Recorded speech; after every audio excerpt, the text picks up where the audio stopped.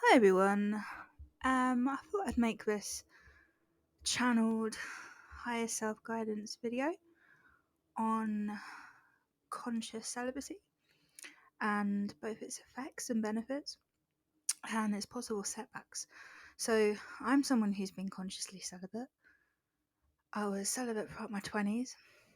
It was a conscious decision that was built off of authentic spirituality, spiritual practices.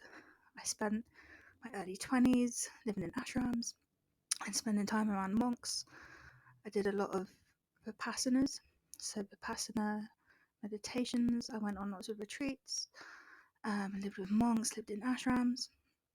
So my conscious celibacy was built off of very authentic spiritual values and practices.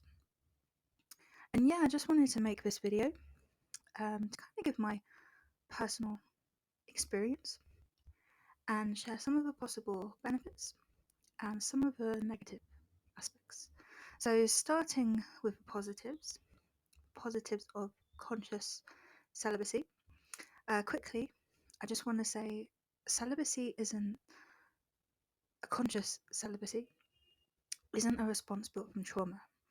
So, there's a big difference between being consciously celibate, through your own spiritual practices, through real life activities that align you with your heart and your higher self,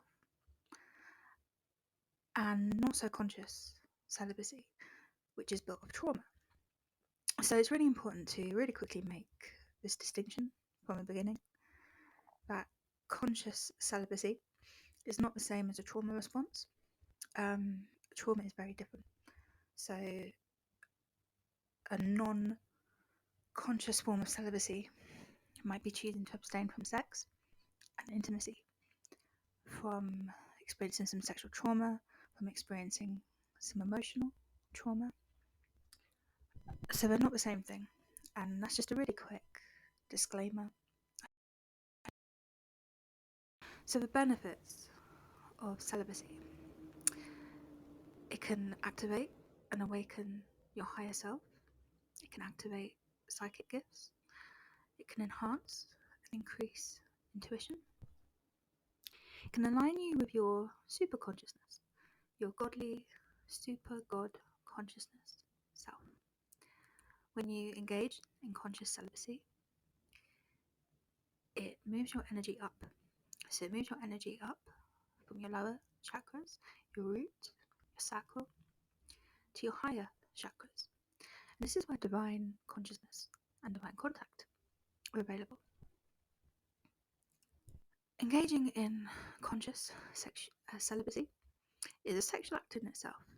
It takes considerable self-mastery and self-control to be able to abstain from sexual release.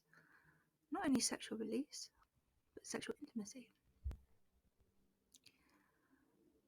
So you gain inner strength. One of the main benefits of conscious celibacy is inner strength. You control and direct your life force. So you're in greater self-control of your life force. And this allows instincts, imagination, intuition, psychic gifts, subtle perception, connection to the dream states and the subconscious realm, and a connection to your heart, your sacred heart space, and your higher self. All of these gifts can flow and strengthen. Celibacy helps you form deeper connections, okay? So, platonic connections, friendships. You start to see people more from a higher self, a higher, godly, divine, angelic, higher selves, and helps you transcend qualities like lust, jealousy, possessiveness, and other human characteristics rooted in the ego. There's a big difference between the ego or ego mind and the higher mind. Ego tends to separate. It sees others and ourselves as separate, disconnected, Whereas the higher mind, or the higher self, sees us as connected, as extended family, brothers and sisters, kindred spirits, other sovereign and divine beings. These are some of the benefits of celibacy.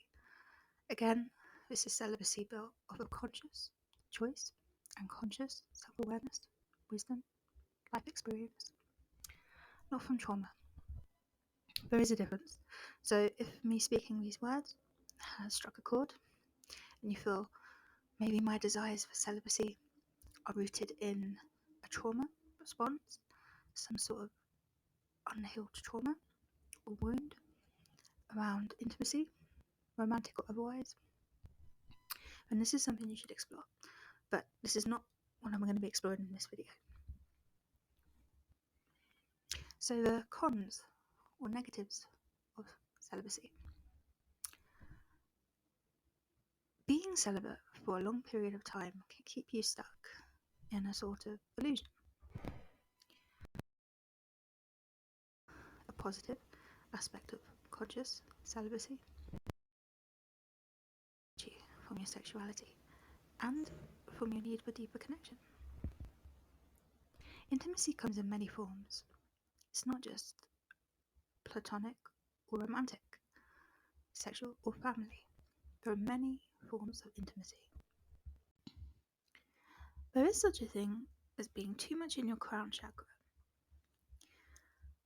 So when you're too much in your crown chakra, you tend to be disconnected from your lower chakras, and this is one of the main flaws of celibacy. It can imbalance you. It can keep you imbalanced, uncentered, and somewhat ungrounded. Celibacy for too long. So when you enter into periods of celibacy for too long, can make you forget the importance of sexual and physical intimacy.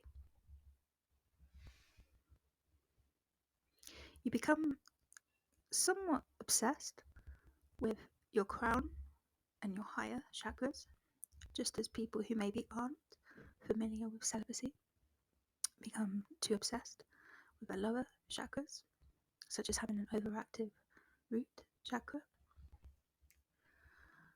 So the downfall of celibacy engaged for too long can lead to an overactive crown.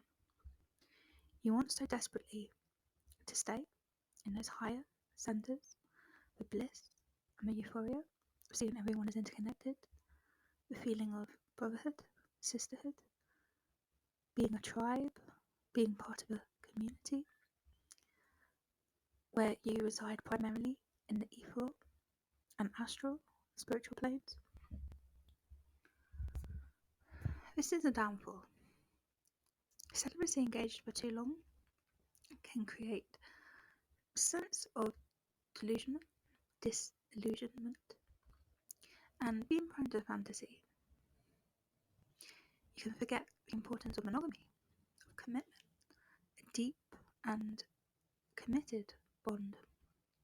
If we look at celibacy as a route to other forms of sacred sexuality or sexuality, such as polyamory, we can see that everything has its opposite.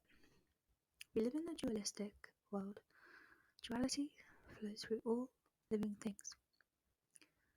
So engaging in celibacy for too long, which ultimately can disconnect you from your sacred primal needs,